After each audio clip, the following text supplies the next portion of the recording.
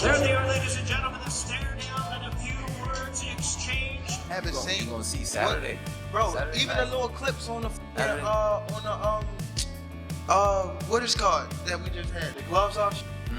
What the was you doing? Hey, you know what? Davis's corner. So you have Coach Calvin, and Coach Calvin is the head trainer, and you have Coach Kenny, who really specializes on preparing game plans specifically for a pump. Gervonta Davis shocked everyone by slapping Lamont Roach during a fiery face-off, igniting an explosive confrontation. Tensions skyrocketed as Davis declared he would break Roach in their upcoming clash. Neither fighter backed down, their mutual hostility on full display. The moment was raw, intense, and deeply personal, turning an already anticipated bout into a grudge match. With emotions running high, this showdown is now poised to be one of the year's most aggressive and emotionally charged fights.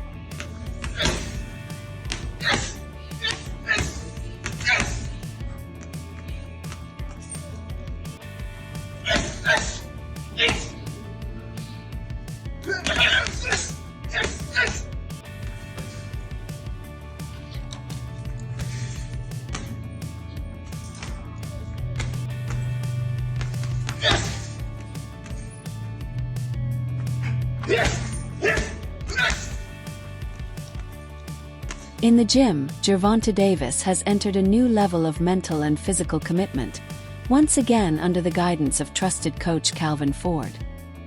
He's honing his skills with quiet intensity, but this camp is different. Unlike previous preparations, where the Washington, D.C. crew played a prominent role, this one is deliberately smaller, tighter, and more secure.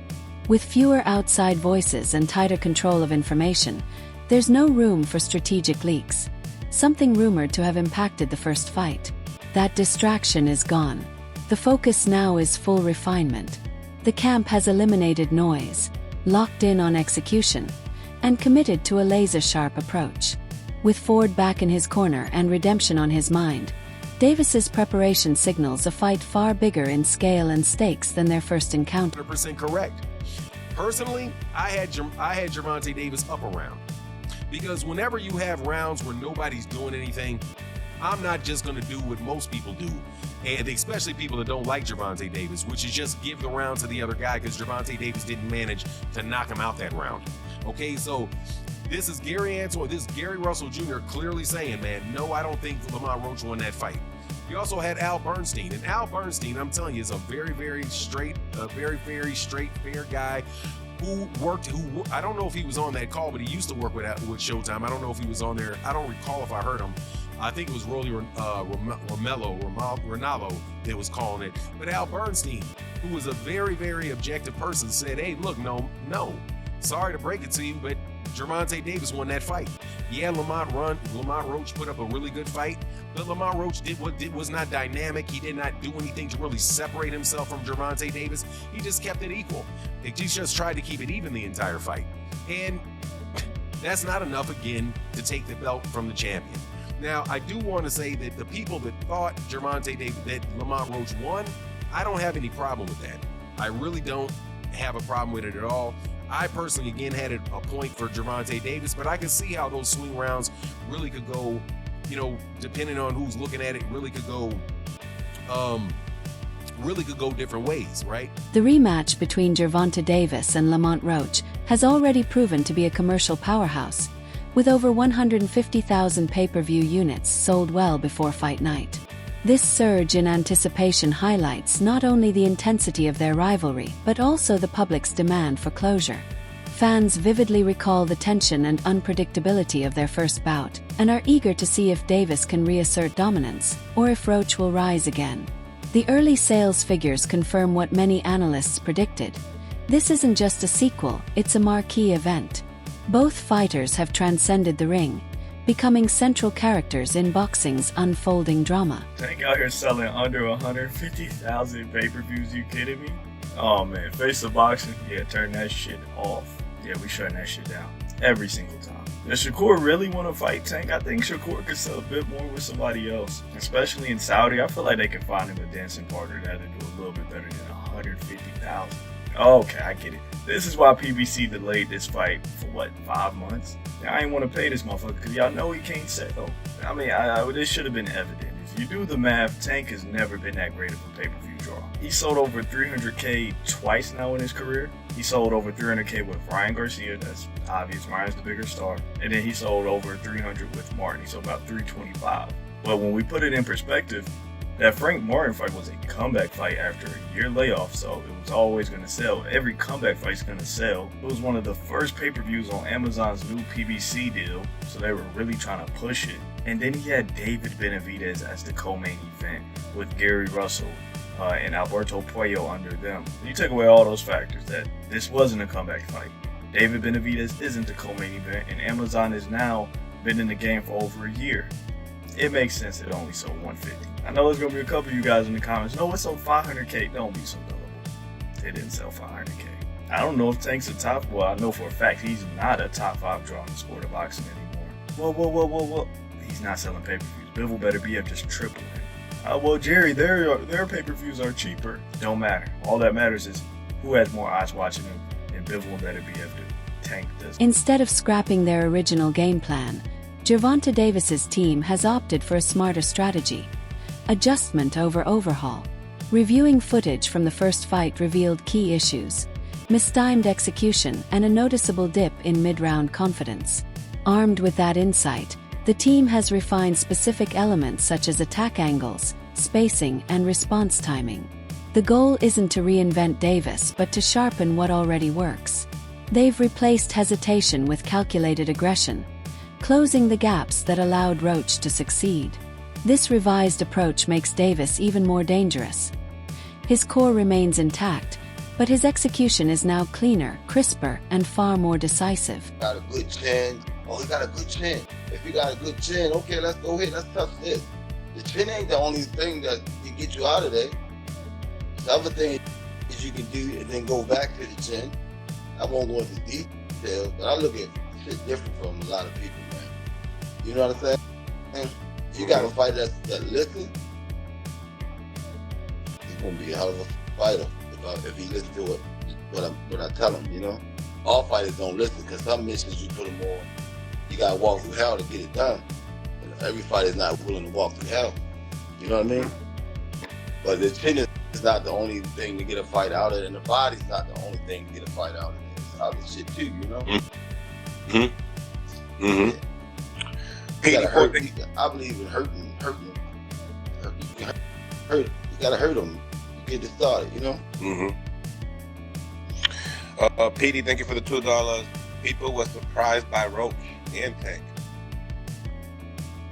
What do you think the biggest surprise was in the fight? It wasn't a surprise because we know Roach. It wasn't a surprise. Roach can fight. A lot of people think because a person is not popular, they don't exist. There's fighters out there that can rumble. They just got to get the opportunity, you know? What many saw as a knockdown in the first fight may not have been a true indicator of Gervonta Davis's vulnerability. New reports suggest the slip was caused by an external irritation, possibly from a grooming product, that impaired his vision during the bout.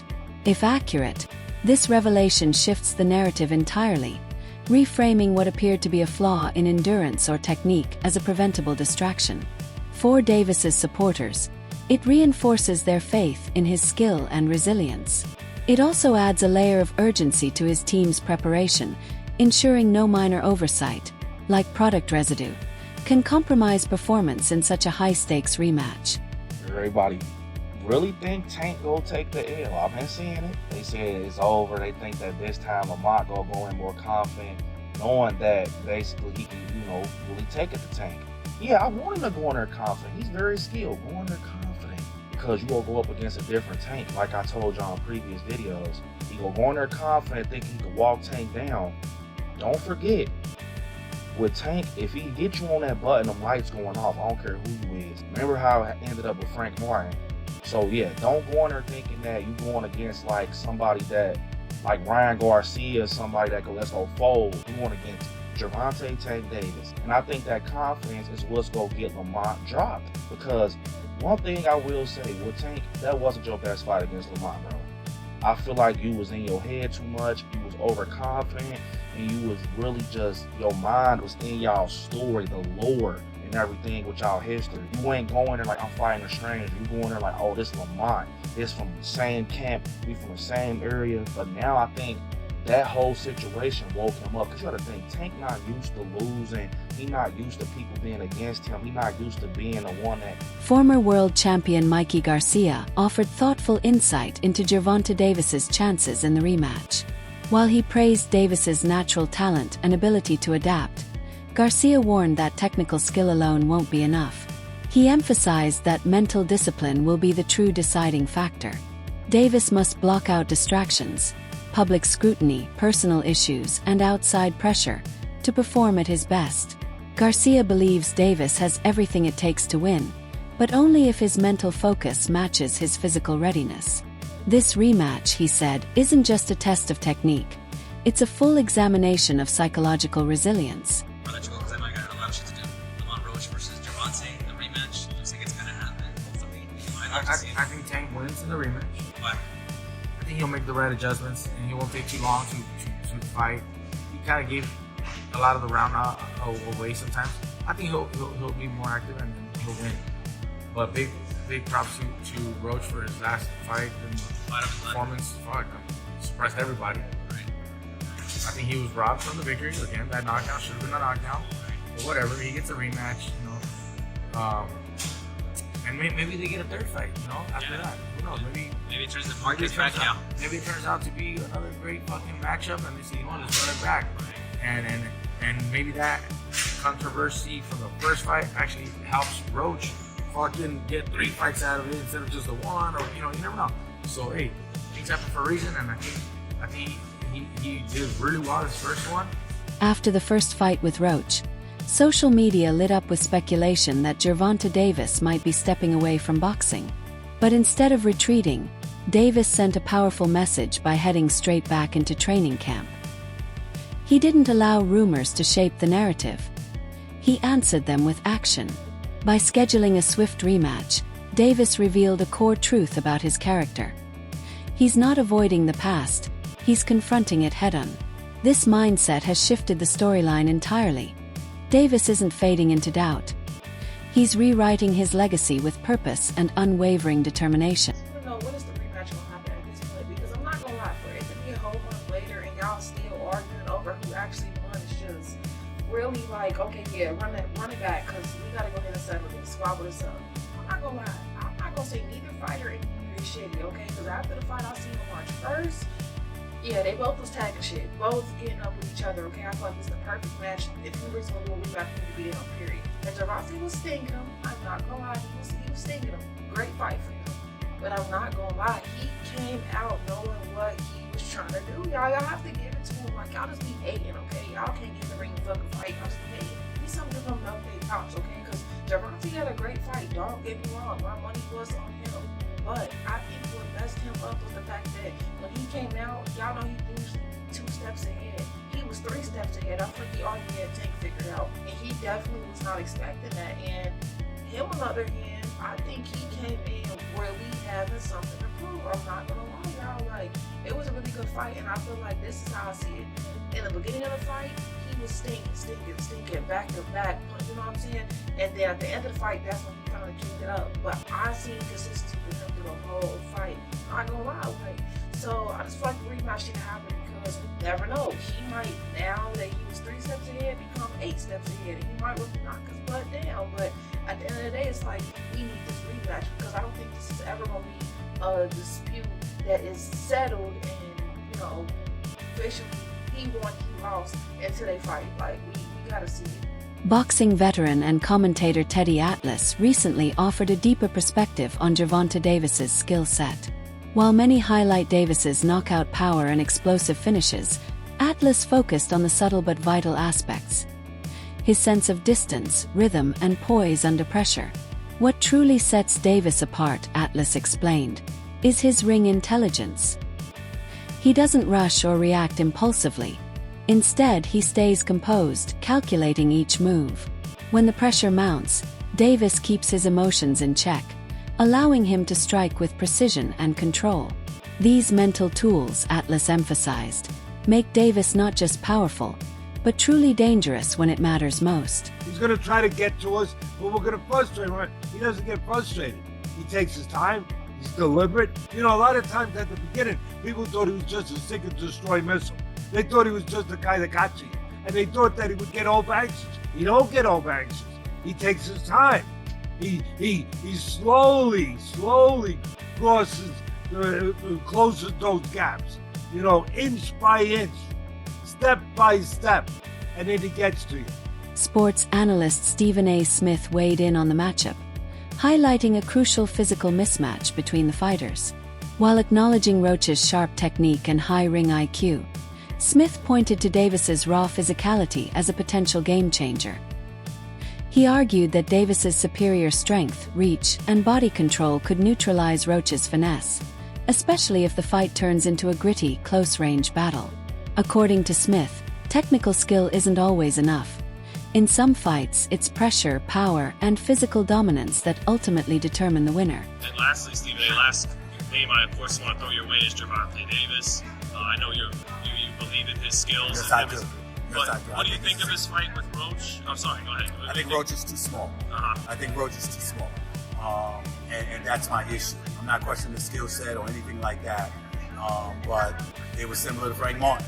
You know what I mean? This guy comes in there and you got 18 fights. I remember watching that pre-fight press conference when he was annoying Gervonta Davis so much and he cussed by accident. Excuse me. He cussed by accident. He was like, ooh, you know, making this up. He hurt me and sparring, and, you know, and I knew Gervonta was going to come for him, and sure enough, that's what he did. Walked right towards him from round one on. But, you know, I remember what he said, and it really, really struck me. Gervonta's a smart dude, bro, and he said you should really should have waited. You don't have enough experience. You really should have waited and took your time before you came to me, and that's what Gervonta Davis told him. And he was right. In his latest training camp, Davis is training like a man on a mission, carrying a chip on his shoulder and a point to prove. This rematch isn't just about settling the score. It's about re-establishing his place at the top of the sport. He's using every criticism and moment of doubt as motivation, pushing harder in every session. From strength training to sparring, he's attacking each workout with heightened focus and intensity. Davis isn't just aiming for a win. He wants to dominate, to make it clear the first fight was a misstep, not a pattern. He's more dangerous than ever. Got to step back from the situation. That's why I think he's being hushed right now, because when we come this time, it ain't no talking. And that's why I think it's scary, because we never see Tank in that mode where he don't say a word. I think this gonna be a different Tank. And what's crazy is Tank used to be like that in the beginning, like when he was with Floyd. Like when I'm talking about Tank with the fade, with the waves, bro. He ain't used to be on that showboat and stuff until he got like, you know, a little bit more in the boxing, you know, thing. Of course, once you with Floyd, you're gonna start being flashy and doing backflips off the ring. But in his beginning stages, dude wasn't playing. He was dropping I think that's what we got to go to, bro. And we know that people like, man, did he take Calvin off of his team? Nah, like he said, Calvin his boy. I think he's just rocking with somebody else right now to get him some sharper skills, you know, to just change up his skill and what people know him by. I'm not gonna lie, y'all. I think Tank will take it through mine. And that's not me being biased. I think we ain't never seen Tank like this before. To take his preparation to the next level, Davis has brought in renowned trainer Kenny Ellis, known for his discipline and sharp tactical mind. Ellis runs a no-nonsense camp. Every drill has intent, and corrections are swift and precise. His sessions are intense and focused on identifying weaknesses before opponents can exploit them. Under Ellis's guidance, Davis is fine-tuning every detail, from footwork and guard transitions to counter timing. This is more than physical training, it's strategic refinement. With Ellis in his corner, Davis gains not just support, but a tactical one of the advantage best trainers on in fight boxing, night. second guy in the corner.